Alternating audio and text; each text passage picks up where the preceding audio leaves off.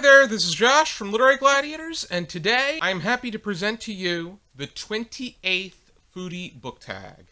I've been doing these for 6 years, and these are some of my favorite contributions to the BookTube community. And I am very eager today because I am going to be returning to a foodie subject that I highly admire, and it's about a food that I highly adore, and that would be cheese.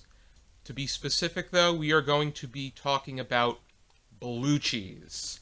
This is the blue cheese book tag, and I was familiar with the more noteworthy kinds. You have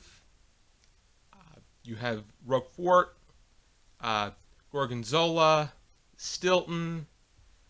We have general blue cheese, but there are so many specifics as far as blue cheese is concerned, and what you see in the supermarket is just a basic mass production from the big name company. But then I referred to some books of mine that reminded me of different kinds and introduced me to new types, and that shaped the direction in which I took this book tag. I wanted to share with you the sources that I referred to in order to put this tag together. So the blue cheese book tag was brought to you by The Art of Selecting and Serving Cheese. This I originally found at BJ's. This is their reference book that they use, and I wanted a copy of my own, so I got it as a Christmas present one year. So this helped me out some. This I got as a birthday present from my Thompson grandparents. This is Cheeses of the World, and this is quite a mammoth. This is the one that really got me into the endless world that is cheese. But the text was put together by Bernard Nantet, Patrick Rance, Francois Botkin, Ninette Lyon, Jean-Claude Ribot, designed by Louise Brody, and the photographs by Jean-Pierre Dieterlen. This is one of them that I've had. The only one that I had longer than this is James McNair's Cheese Cookbook, which had some of the information, but I think that the three that I'm showing you are the ones that that helped me out the most. And on that topic, I'd probably want to do some recipes from that. But from James McNair's Cheese Cookbook, and a few of the other cheese cookbooks that I have. But this, the third one, is the Finest Selection World Cheese Book. The editor-in-chief of this is Juliette Harbut. So now that I've shown you the sponsors of this book tag, let's get right into the questions of this tag. I have a total of 13 prompts, and then the 2 regulars. So let's start with Blue Crumbles. This is the blue cheese that you will often find in the supermarket, the market in general, the niche markets, the cheese, the cheese, the display within the cheese shop, but the blue crumbles are often what you would put on your salad. And the prompt I have for that is, what genre are you most likely to collect in mass market paperback? And for me, it would be horror fiction. The various companies that I have acquired through the years and the various writers that I've become familiar with as far as horror fiction is concerned they really attract through mass market paperback, especially those in the second half of the 20th century. Going into the 21st century, it began to evolve more into the more familiar formats that horror fiction has to offer. But as far as mass market paperbacks are concerned, you can just look right behind me. Here's Richard Lehman's horror fiction books in mass market paperback are directly behind me. You have Brian Keene and Edward Lee, Jack Ketchum toward the left, Gord Rollo, James A. Moore, Brian Smith toward the right. Dean Koontz is a little bit further down, as is Bentley Little, John Saul. Stephen King has his very own corner on the upper right of that shelf. But the next prompt is for Roquefort. This is the pioneer of the blue cheese. In fact, the mold that is often attributed to the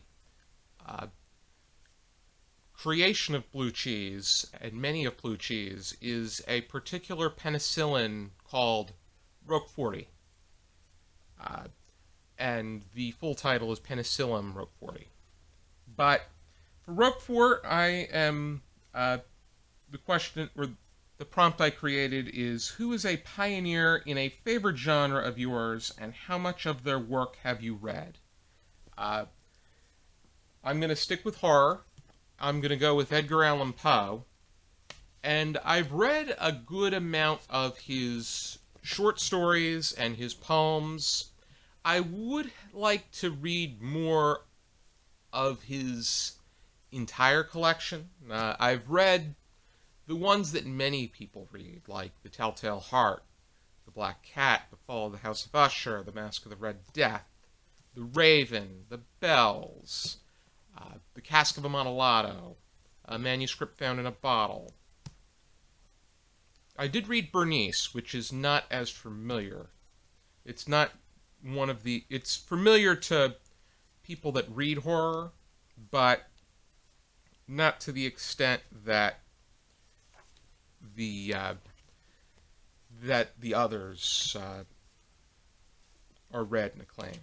But I'd also like to read the pioneer of the mystery novel, in the Murders in the Rue Morgue. And I would like to make my way through this in its entirety, too.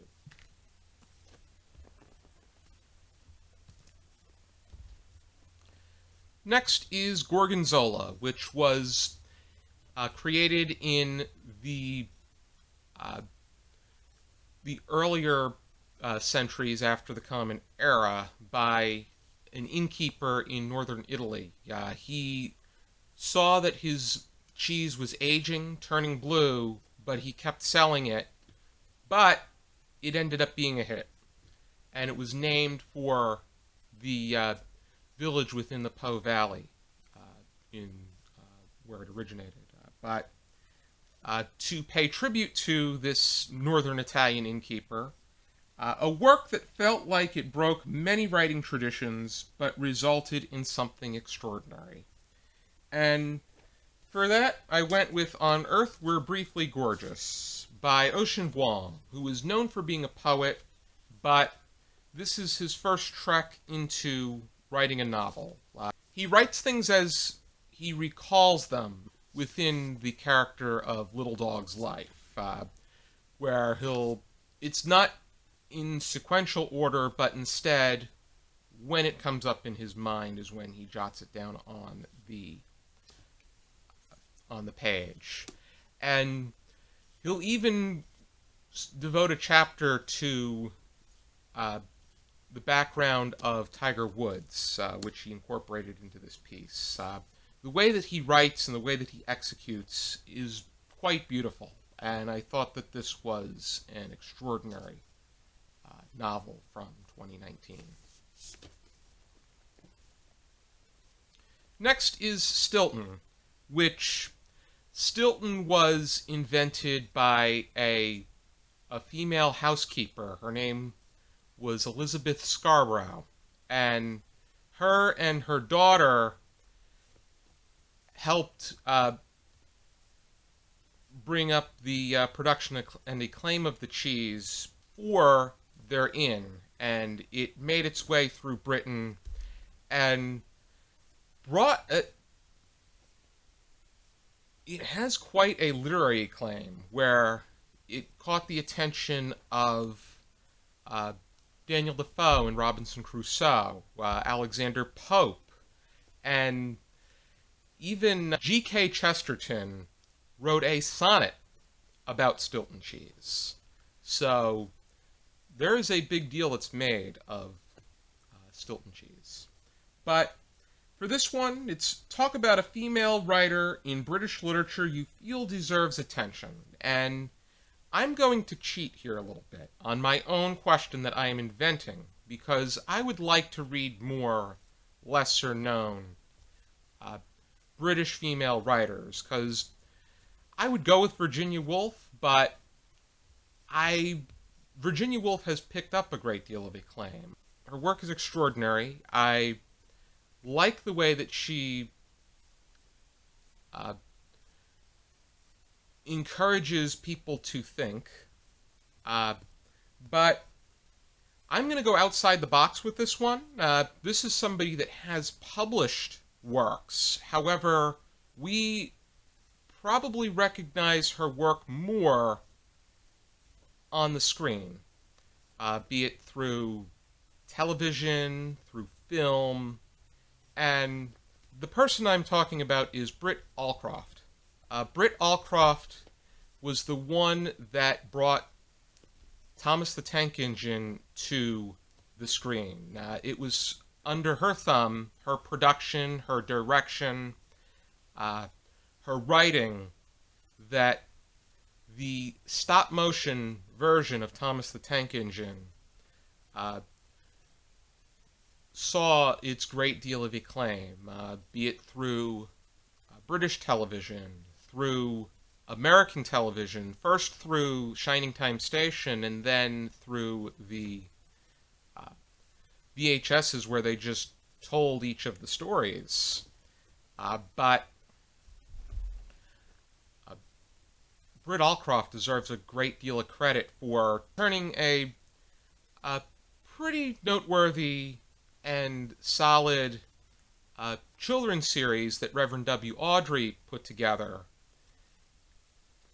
and brought it to television and eventually to film. It didn't do as well in film, with the example being Thomas and the Magic Railroad, but its ability to go from page to screen with the stop-motion trains made it the phenomenon that it is. I think that when it was in stop-motion, it was at its best, but I still think that, but it all started with this phenomenal British female writer. Next is Huntsman cheese. Huntsman is a combination of double Gloucester and Stilton. And for this one, I'm looking for which two characters from two different works that are somewhat different from one another would you ship? And for that, I would go with Winston Smith from 1984 and Isabelle Rossignol from The Nightingale, because I think that they're different in their way of execution. Winston Smith had that sense that he was thinking about the dystopian, tyrannical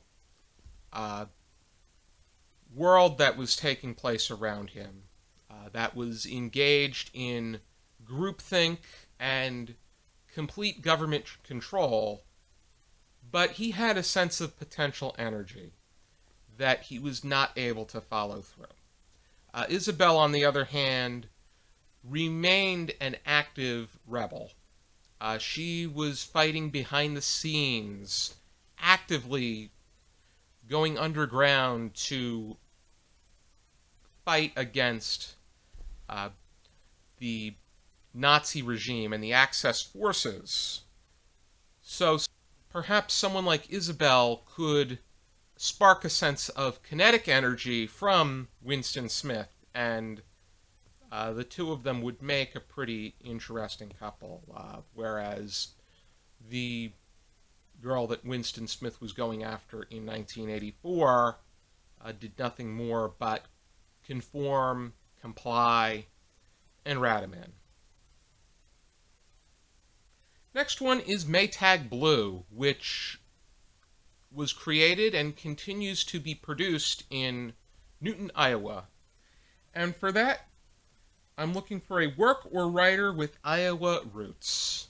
And for this one, I'm going with I'm going the work direction, and I'm going to talk about the book that I read about Herbert Hoover, and this is Herbert Hoover in the White House by Charles Rapley. I read this, and we discussed this in our 10th season of Literary Gladiators. I would like to read the other biography that Glenn Generor had written. But this is the one that I've read thus far, and the issues that I had with this had to do with the common knowledge that was incorrect in this piece. Next, I went with Bleu d'Auvergne, and this is often described as a less abrasive version of Roquefort. And for that, so with that inspiration, the prompt for this is a work that is easier to enjoy in a modern translation, and the first thing that comes to mind is the Bible. This is a New International Version. I think this is the one that this would be the version that I'd be most inclined to pick up and read. This is a beautiful cover. I got this from a friend of mine named Geneva, and the way that this is worded is very familiar language in my mind. Earlier versions will use an older form of English, which, for instance, when you read off the commandments, thou shalt not, or thou shall, is the way that they would word things. Now you're seeing more you shall not, or you shall.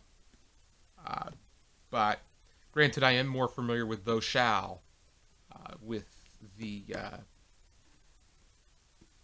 CCD that I had taken during my years.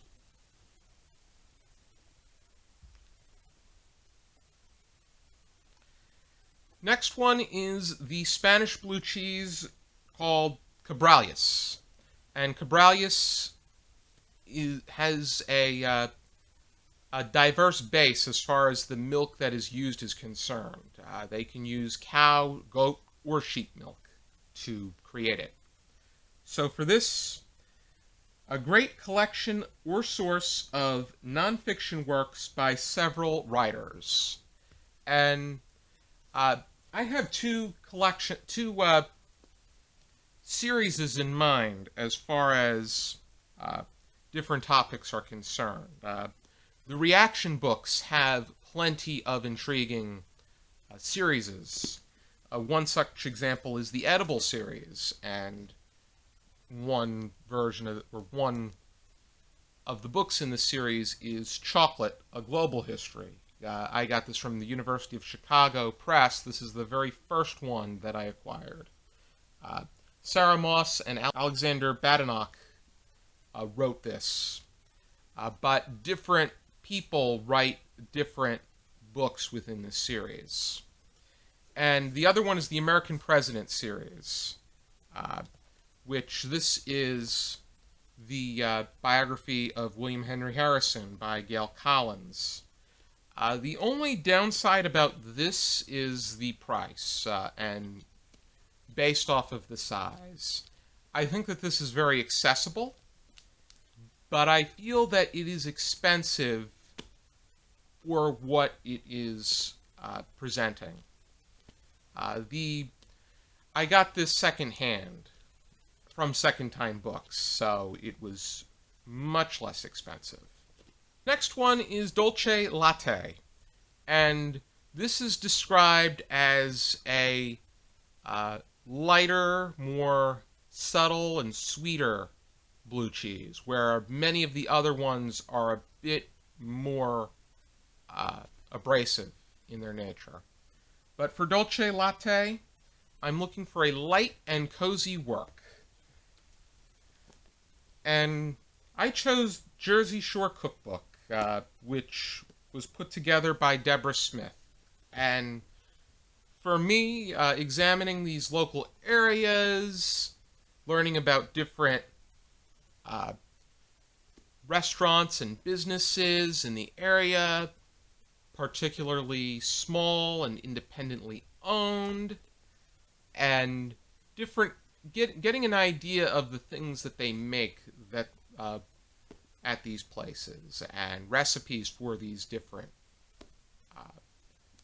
restaurants or shops or bakeries or whatnot.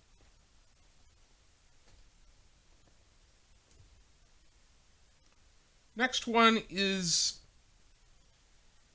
Edelkäse, which is a German blue cheese. If you remember the cartoon Pinky and the Brain, Pinky had a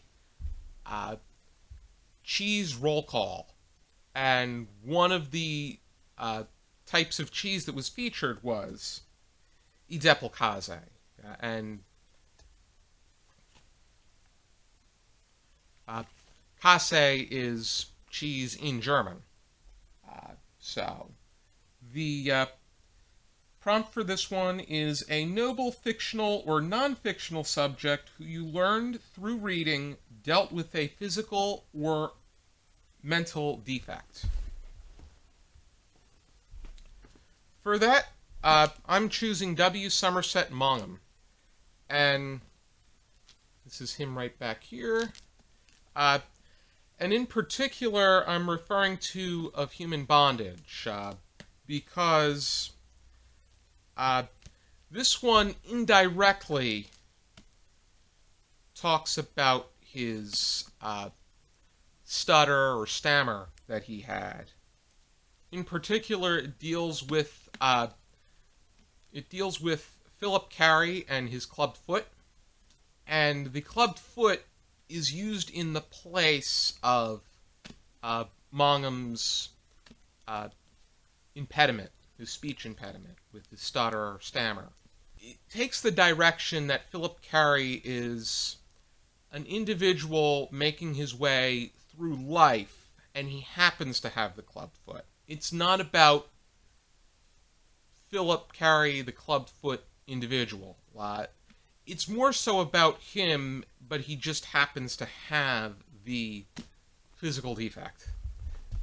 And in this day and age, it was easier to garner that sense of empathy for physical defects than mental defects. We're making a great deal of progress to bring equal recognition to both.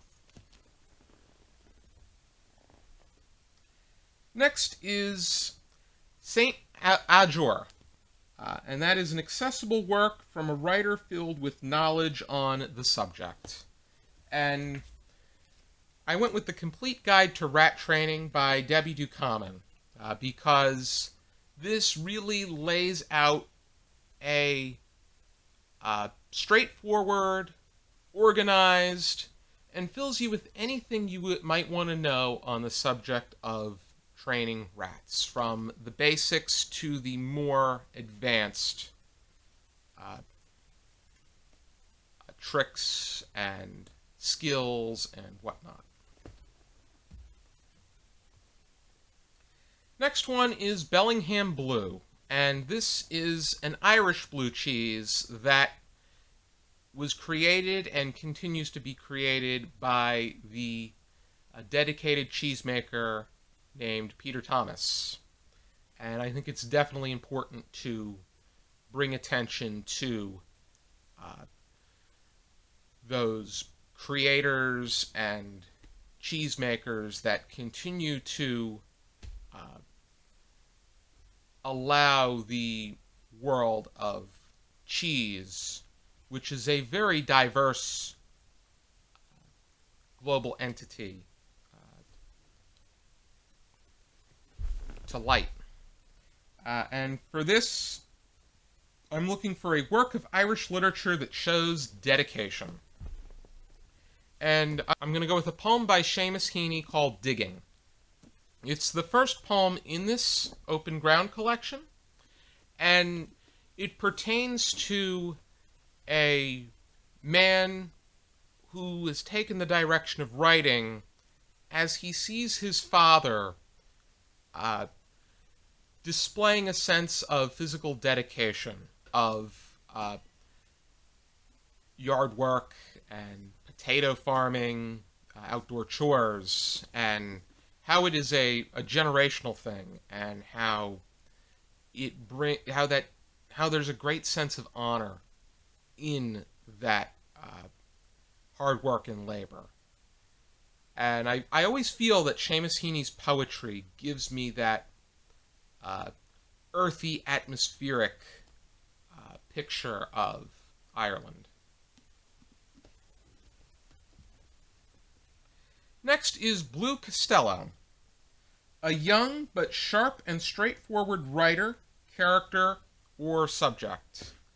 And for that, I'm going with Major Victor Giapolo from A Bell for Adano by John Hersey. The fact that he knew that there was much more to managing an invaded city, a village, their people, how there was much more to that than using physical force. And I feel that he has a great sense of wisdom and approaches each of the citizens of the Sicilian village of Adano that was invaded, and how it would be best to take the direction of helping them out with what meant a lot to them, and doing more to restore than control the people. Next one is, what is your favorite blue cheese? And for me, it is Stilton. Ari had said that he wanted a Stilton cheese for the one of many cheese platters that we've put together for Literary Gladiators filming sessions, and upon trying it, I myself really enjoyed Stilton cheese. I think it's the perfect texture. I think that it has a pretty straightforward and assertive taste. I think that it's just it's one that I think that it's the perfect combination of the blue cheese execution mixed with the proper texture and experience per se. Because for me, something like Roquefort is very soft, tastes very metallic. It is aggressive. Gorgonzola is another good one, but I personally prefer Stilton, and I prefer I prefer the texture and assertiveness of Stilton cheese. I put blue crumble cheese on my salad, and it goes great with a a particular dressing that a family member of mine uses, but she also uses a particular combination that we had it one Christmas, and it was perfect. And finally, who do you tag? I'm going to tag 21 people, and that will include Steve Donahue, Mark from Richardson Reads, Arion and Prometheus from Book Zealots, Kara from Wild Book Garden, Bill from Bill Ruttenberg, Jack from Rambling Rakshanora, Michaela and Gretchen from Betwixt the Books, Maya from Bespectacled, Ava and Liv from Ava and Liv Books, Kit from Kit's World, James from James Holder, Mason from Mason in the Dark, Kim from Middle of the Book March, Michael from Michael K. Vaughan, Stephanie from I Did My Best, Elle from Elle Thinks, Komal from Pickup Books, Amy from Awkward Coffee Bean, Laura from Let's Get Fictional, Sue and Megan from Spinebreakers, and Jason from Old Blues Chapter and Verse. And the reason that I added Jason to this list of people that I tag is that I just found out that he has an interest in cheese making. I definitely want to learn more about this interest of his in cheese making. He wasn't doing BookTube at the time that I created the Cheese Book Tag, which was back in 2015. So I'll be intrigued to hear his answers to this, and I am definitely intrigued to hear the answers to the other 20 people that I tagged. And if you want to do this tag and I didn't tag you, I highly encourage you to do so. We have a lot more foodie book tags on the way. I hope that you join us for some more videos on our channel, and if you like what you see, please subscribe, give us a good old like, leave a comment so that we can engage in an extended conversation. And if you really like what you see, I highly encourage you to support our channel on Patreon, for the money that we make will help us provide you, the viewer, with even more content.